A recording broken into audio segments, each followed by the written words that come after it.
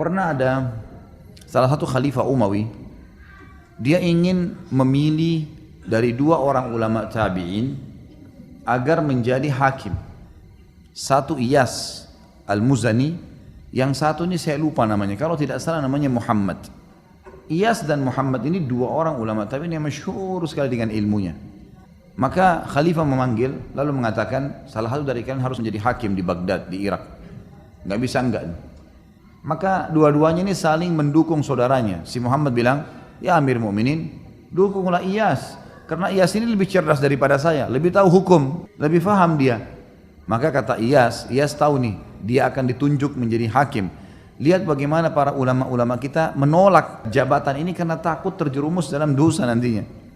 Maka Iyas mengatakan, ya Amir Mu'minin, kalau anda mau mengetahui siapa di antara saya dan Muhammad ini yang lebih alim, jangan tanya dia, jangan tanya saya. Karena pasti kami saling menuduh nih, mengatakan ini lebih pintar dan lebih pintar. Tapi anda tahu, di Irak ini ada ulama-ulama besar yang bisa jadi rujukan seperti Hasan Basri, Sa'id ibn Musayyab. Ada beberapa ulama, tanya kepada mereka tentang siapa saya, siapa si Muhammad. Rupanya si Iyas ini tidak terlalu dekat dengan Hasan Basri dan tidak juga dekat dengan si Sa'id ibn Musayyab. Yang dekat justru si Muhammad nih. Muhammad ini dalam kisah ini dikatakan tahu kalau si Iyas mau jurumuskan dia, mau jadikan dia sebagai hakim. Dia bilang, ya Amir Mu'minin, enggak usah tanya orang-orang itu. Terus kata Amir Mu'minin, terus gimana caranya? Dia bilang, demi Allah, Iyas lebih pintar dari saya. Kata si Muhammad, karena dia enggak mau jadi hakim. Padahal hakim waktu itu teman-teman sekalian, gajinya lebih tinggi daripada khalifah. Dia bisa menghakimi khalifah bahkan, bukan cuma manusia biasa.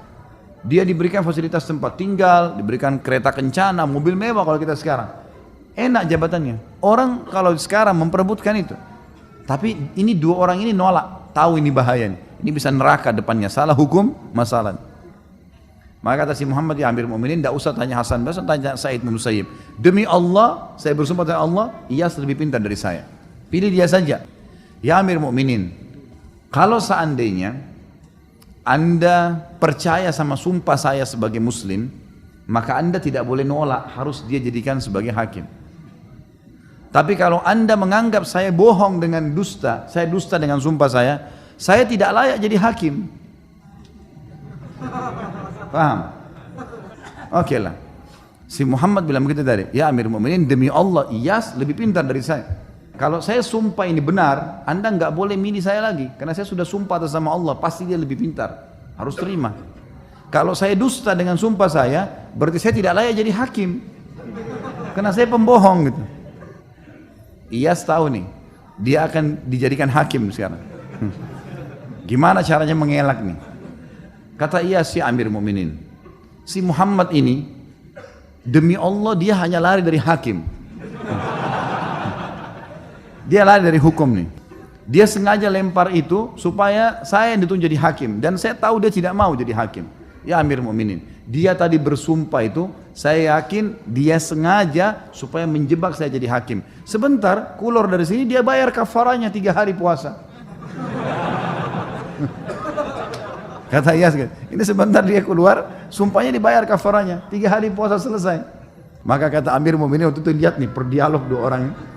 Kata Amir Mu'minin, Iyas, kau jadi hakim sekarang. Loh kenapa saya Amir Mu'minin? Tidak ada orang yang bisa menebak seperti kau tadi, kalau sumpah ini bisa dibayar. Kecuali orang yang paling layak jadi hakim, kau bisa pecahin masalah gitu. Akhirnya Iyas jadi hakim. Tentu Iyas Al-Muzani rahimahullah, seorang yang sangat cerdas memang, dari kecil terkenal cerdasnya gitu ya. Dan memang jadi hakim sudah berapa tahun.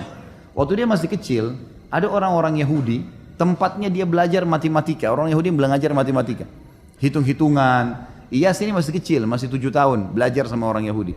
Orang-orang Yahudi lagi bicara, itu orang-orang Islam itu katanya nanti kalau orang masuk surga nggak ada buang air besar, nggak ada buang air kecil. Tapi katanya ada makanan, kok bisa gitu? Mestinya kan harus keluar kotoran kayak di dunia, karena di dalam Taurat rupanya tidak ada itu. Kata Iyas begini, hai guru, bisa saya bicara sebentar?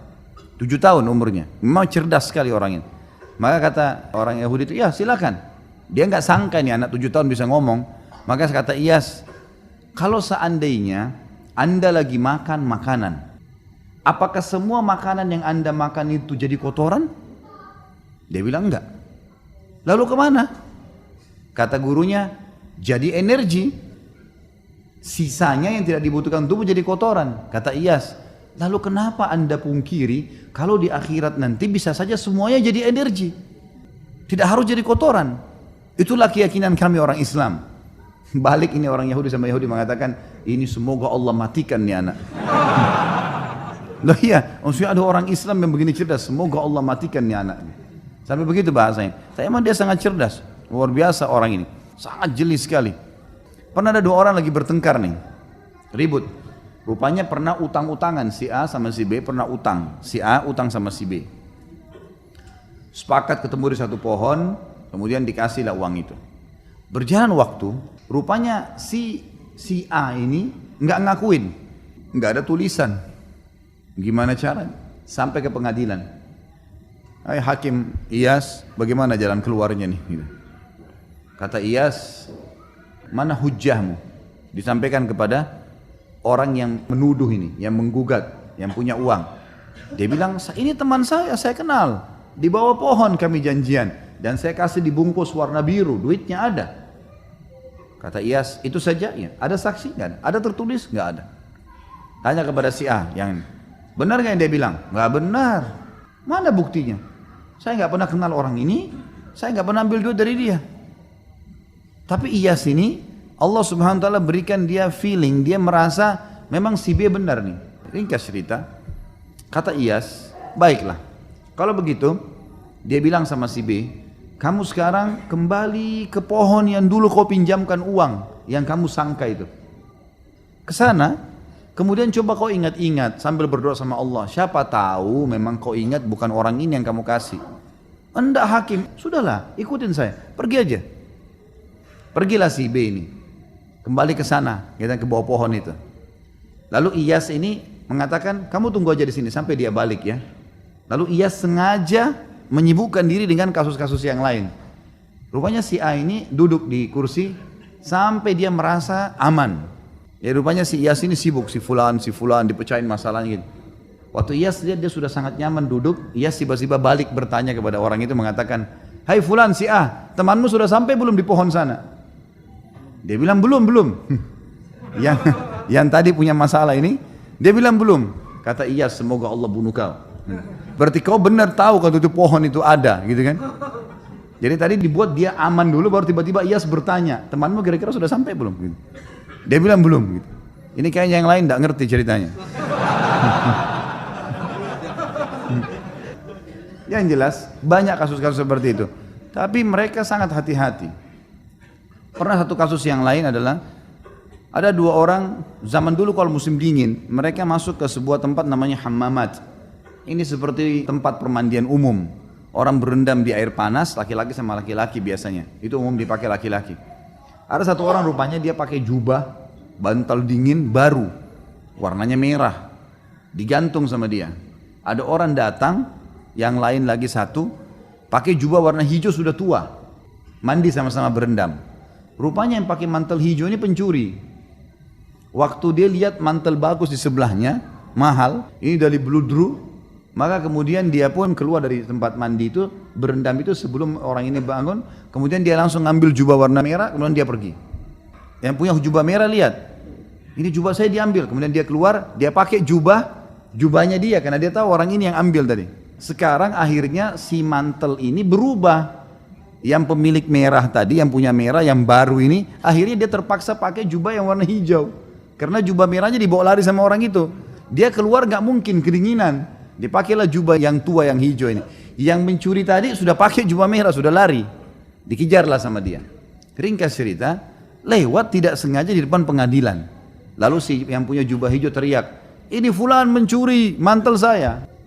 Ada beberapa, kalau kita sekarang polisi, aparat keamanan, khilafah yang menjaga depan pengadilan, tangkap dulu. Tangkap, ini orang ini jubah saya. Kok bisa? Ini yang pakai jubah merah bilang, enggak ini jubah saya, ini sama saya. Loh tadi kan kamu sama saya masuk ke kamar mandi untuk berendam. Enggak, mungkirin. Pokoknya sudah ini niatnya mencuri. Baiklah, masuk pengadilan, masuk pengadilan. Sama Iyas dihadapin nih. Apa masalah? Nih jubah, inilah ceritanya seperti ini. Bagaimana pendapat kau nih yang pakai jubah merah nih, si pencuri? Ini jubah saya pakai, jelas-jelas punya saya. Dari mana ini orang ngaku gitu? Memang dasarnya mau mencuri. Kata Iyas kepada yang satu, apa alasanmu? Dia bilang nggak ada. Ini baru saya beli. Tapi buktinya sekarang kok pakai warna hijau nih? Loh, saya pakai tadi karena kalau saya nggak pakai saya kedinginan untuk ngejar dia. Apa alasan? Ada saksi? Nggak ada. Ada bukti? Nggak ada. Gimana jalan keluarnya nih mecahin? Coba kalau antum di posisi ini gimana mecahin? Iyas rahimahullah punya ide gitu. Maka rupanya dia tanya kepada orang yang punya jubah merah. Jubah ini kenapa kau beli? Bilang saya suka sekali. Harganya berapa? Harganya 200 dirham. Mahal sekali jubah ini. Kau sayang sama jubah ini? Sayang. Baiklah. Itu saja pertanyaan saya.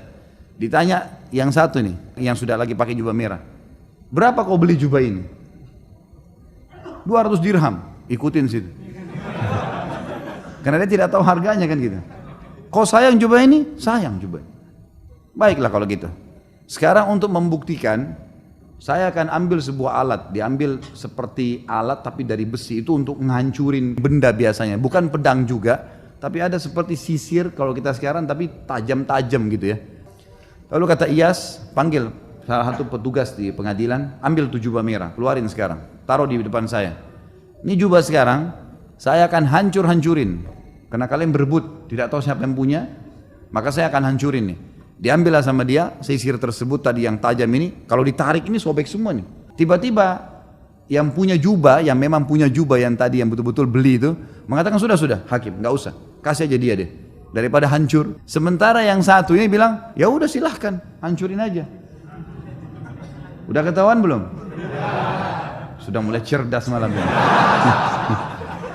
Ini betul jubahnya si B, kasih si B. Loh kok bisa si A-nya mungkir? Enggak mungkin. Kalau kau punya kau nggak bakal mau hancurin. Seperti itulah. Dan cukup banyak kasus-kasus dalam pengadilan Islam yang unik sekali.